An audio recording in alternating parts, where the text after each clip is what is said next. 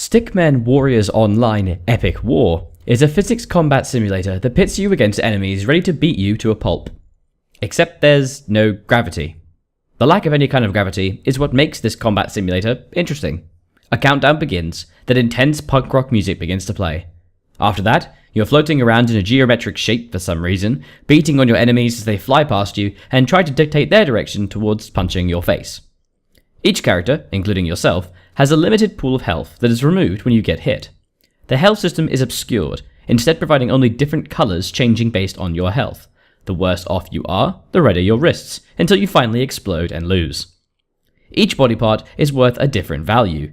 It appears, fittingly, that headshots are worth far more than leg or body shots, but when using a sword or a stick, yes, you beat people up with swords in this game as well, the damage appears to be increased. All of this is primitive guesswork, however, because the actual damage system is entirely obscured. You can only tell how well you're doing based on the colour of their wrists. This makes the combat engaging and surprising, as you don't quite know how close you are to victory when being swarmed by enemies without paying really close attention. On the other hand, it gets very frustrating having to constantly check the wrists rather than doing what you're here to do: beat up stick figures. The inclusion of a myriad of weapons is a nice touch, adding to the visceral pleasure that is hitting stick figures in very precise locations in their body to make them explode. Each enemy is outfitted to match the genre you've picked. The first level is Star Wars themed, so you fight Stormtroopers and Darth Vader. Another is Avengers, so you fight the Marvel bad guy consortium and so on. The change of pace is nice, but the gameplay stays basically the same, only the helmets differ.